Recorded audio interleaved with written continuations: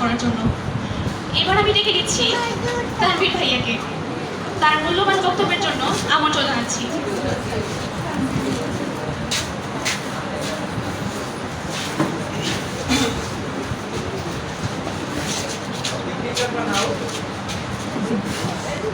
আউযু বিল্লাহি মিনাশ শাইতানির রাজিম।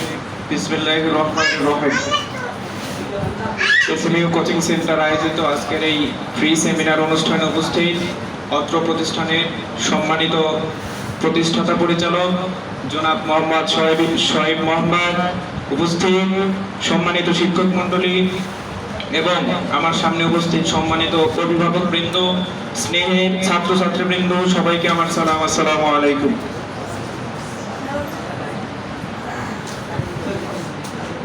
প্রথমেই শুকরিয়া আদায় করছি যে সেই মহান রবের প্রতি যিনি আমাদেরকে সুস্থ রেখে সশরীরে এই আজকের এই অনুষ্ঠানে উপস্থিত হওয়ার তৌফিক দিয়েছেন। সকলেই বলি আলহামদুলিল্লাহ। যেহেতু আজকের আমাদের এই অনুষ্ঠান একান্তই শিক্ষা কেন্দ্রিক, সেখানে শুধুমাত্র শিক্ষা নয়, আমরা চাই এই প্রতিষ্ঠান থেকে একজন আদর্শ মানুষ হিসেবে, একজন নৈতিক চরিত্রবান মানুষ হিসেবে স্টুডেন্টদেরকে উপস্থাপিত করবো ইনশাআল্লাহ। শুরুতেই আমি আপনাদেরকে ছোট্ট একটা বাণী শোনাতে চাই। Education is the most powerful weapon which can use to change the world. এই কথাটা বলেছেন আফ্রিকার একজন বিখ্যাত মানব, যিনি আফ্রিকার দরিদ্র বর্ণবাদ অ্যাপার্থাইডের বিরুদ্ধে সারা জীবন সংগ্রাম করে গেছেন। তার নাম হচ্ছে নেলসন ম্যান্ডেলা। আমরা সবাই জানি। তিনি বলছেন education is the most weapon, অর্থাৎ শিক্ষা হলো সবচেয়ে শক্তিশালী অস্ত্র। শিক্ষা হলো সবচেয়ে শক্তিশালী অস্ত্র, যেটি ব্যবহার করে, যেটি দিয়ে তুমি পৃথিবীকে পরিবর্তন করতে পারো। একমাত্র শিক্ষা দিয়ে আমাদের আজকের এই পৃথিবীকে পরিবর্তন করা সম্ভব। একমাত্র শিক্ষা দিয়ে আজকের এই পৃথিবীকে পরিবর্তন করা সম্ভব। মানব জাতির উন্নয়ন, সমাজ পরিবর্তনে চাবিকাঠি হলো শিক্ষা।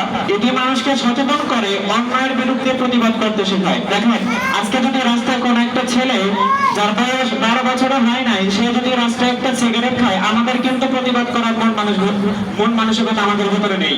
আমরা কেউ বলতে পারি না যে তুমি এখানে সিগারেট কেন খাচ্ছ, তোমার তো সিগারেট খাওয়ার বয়স হয় নাই, আর সিগারেট খাওয়া তো আমাদের স্বাস্থ্যের জন্য ভালো না। কিন্তু আমাদের সবচেয়ে বেশি সমস্যাটা হচ্ছে, সবচেয়ে বেশি দুর্ভোগের বিষয়টা হচ্ছে, আমরা অনেকেই জানি না যে সিগারেট খেলে আমাদের কি হয়, এর ক্ষতিকর প্রভাব সম্পর্কে আমরা অনেকেই জানি না। যাই হোক, ছাত্র জীবনে যখন আমরা থাকি, তখন শিক্ষার বিকল্প কোনো পদ্ধতি আমাদের কাছে নেই। আমি খুব বেশি কথা বলবো না যে শিক্ষা ছাড়া একটা জীবন মূল্যহীন। শিক্ষা ছাড়া একটা জীবন মূল্যহীন। শিক্ষা ছাড়া কিন্তু আমরা সমাজে সম্মান পাই না। দেখেন, আপনি যদি একটা জায়গায় গিয়ে দাঁড়ান, কিন্তু আপনি অশিক্ষিত, কিন্তু আর একটা শিক্ষিত মানুষ যখন ওই অনুষ্ঠানটা ওই কোন একটা জায়গায় গিয়ে দাঁড়াবে, নিঃসন্দেহে আপনার সম্মানটা অনেক।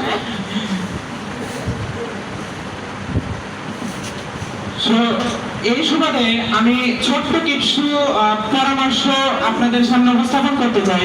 প্রথমে আমি কথা বলে নেই শিক্ষার্থীদের সম্পর্কে। একজন শিক্ষার্থী একটি সমাজের ধারক, বাহক, রক্ষক।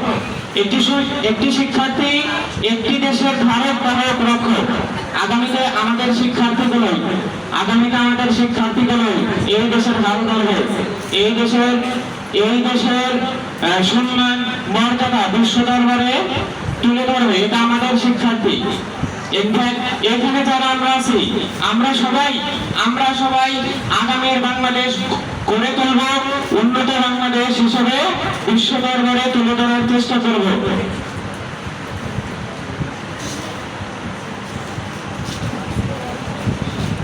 এরপরে